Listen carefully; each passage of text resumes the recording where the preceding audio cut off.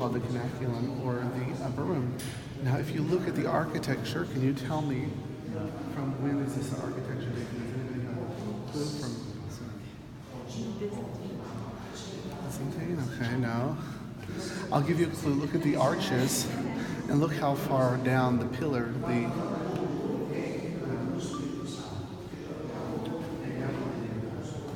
are on the arches. The Corinthian pillars are on the arches. How far down are they?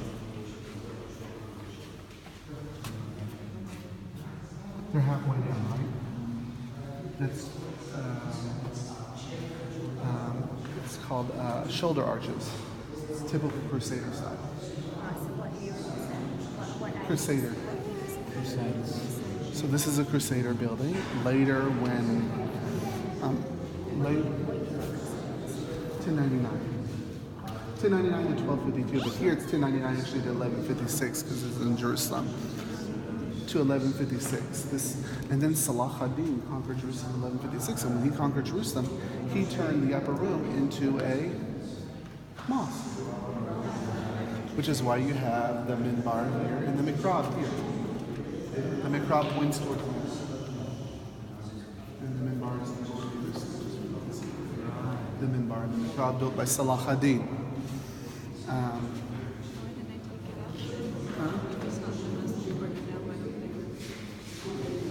Status quo. You don't do that in archaeology.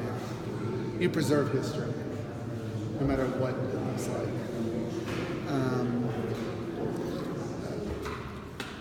What is status quo? Status quo is in the 1850s. The way you found it is the way it stays. So that, for instance, the Temple Mount was in Muslims' hands in the 1850s, so we have to preserve the status quo. 1852, I believe it was, the actual status quo also.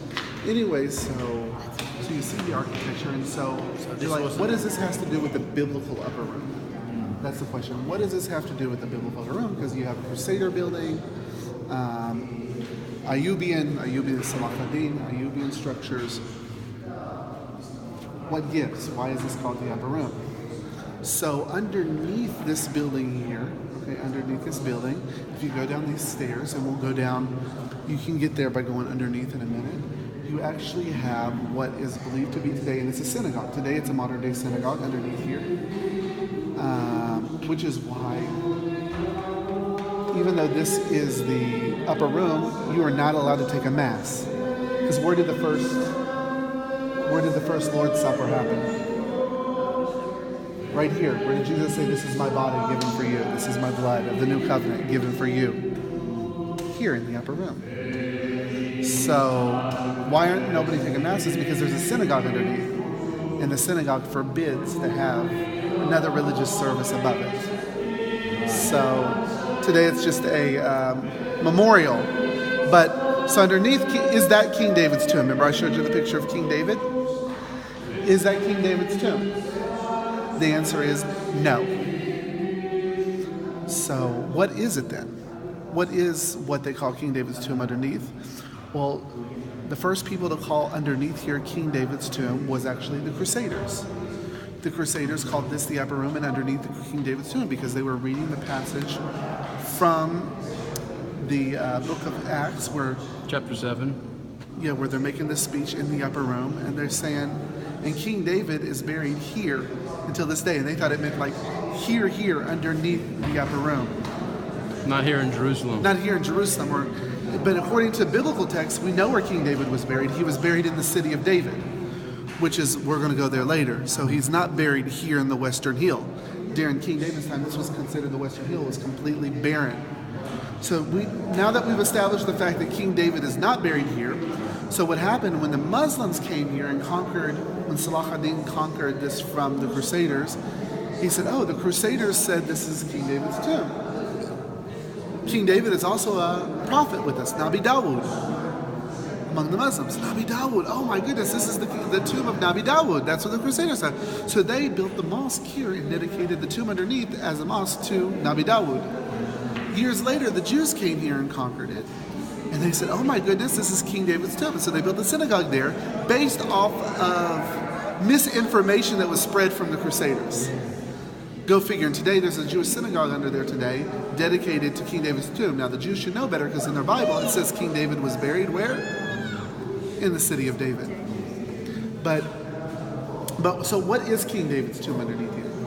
Well, during the war there was a mortar that got into King David's tomb, and they started excavating what was underneath there.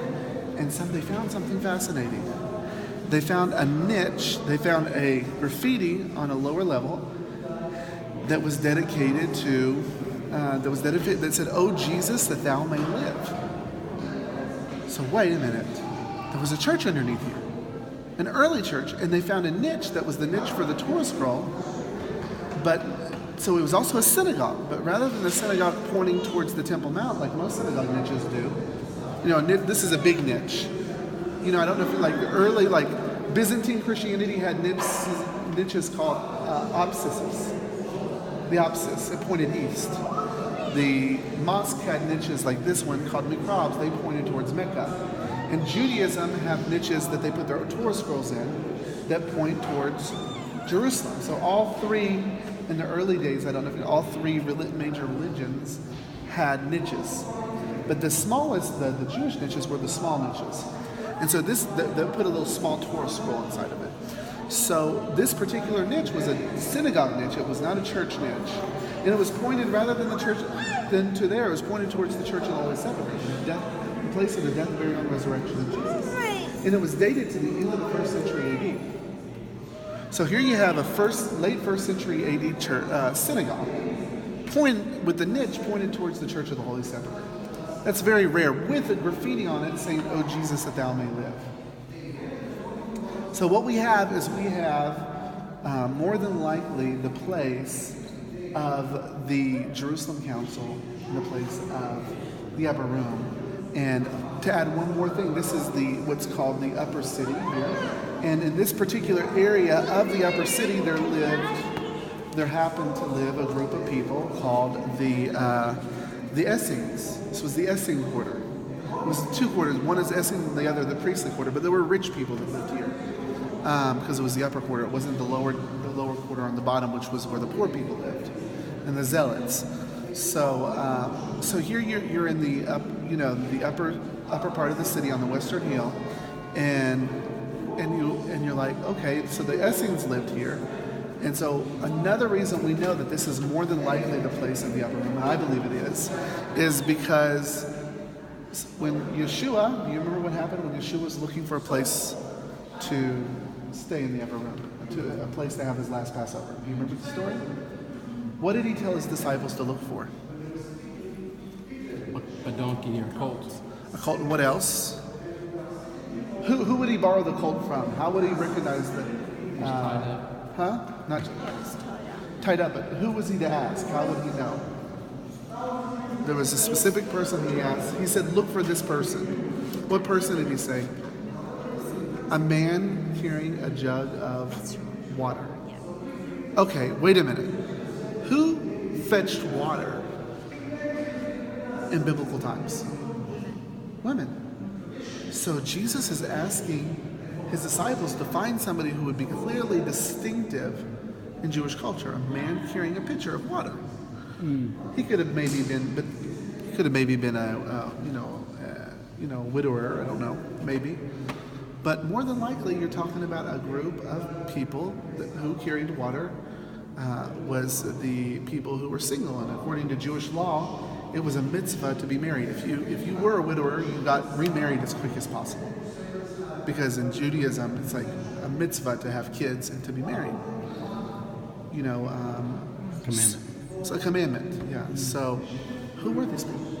Well, there was a group of people at that time that were completely celibate. Of Jews. And who were those Jewish people who were completely celibate? The Essenes. The Essenes. And what quarter are we standing in right now?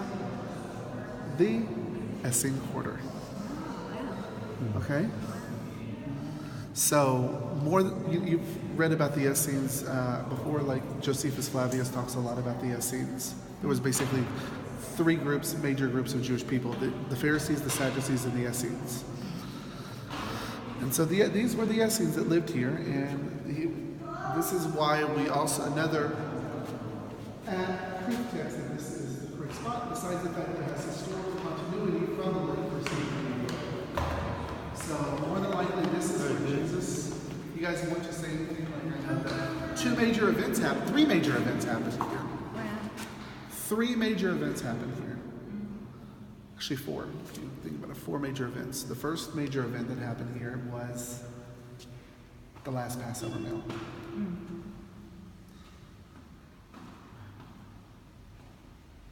Second major event, after the resurrection of Yeshua, they were in the upper room and Jesus appeared to them. Third major event, they were in the upper room in one accord and the Holy Spirit was poured out. This is called the Chapel of the Holy Spirit. Inside there, you can't go in there, but in the fourth major event, the Jerusalem Council. You think it happened right here? Yeah. Because of that jug that because this became kind of the headquarters of the early church. The early church in Jerusalem. Messianic Synagogue. This is the first Messianic synagogue in Jerusalem. Wow. So this is where it was decided that Jewish Gentile believers are able to take part in the blessing. This is the common upper room. This is where everybody comes. What's the tree for? The elders, yeah. Yes, this is what Paul would. So it wasn't like another religious room, another religious order room. It was one that they could hire or something. Eventually, I'm guessing it doesn't say in biblical history, but I'm guessing the Essene person who came to the faith and let them stay here. It became kind of the headquarters of the early What's church. the tree for? The tree is given by the state of Israel, and it represents the four elements of Passover. What's all these prayers? These are like traditional Christians, that come here and They'll put prayers here. they put prayers here. Yeah. So, you're looking at the place where The first Pentecost. the first Pentecost, the outpouring of the Holy Spirit, the Gentiles coming to the kingdom, and the place where this amazing event of the Passover, the Passover service that Why is Arabic on the wall? Arabic because of Salah ad-Din. Saladin thought this was a holy place. He thought it was King David's tomb.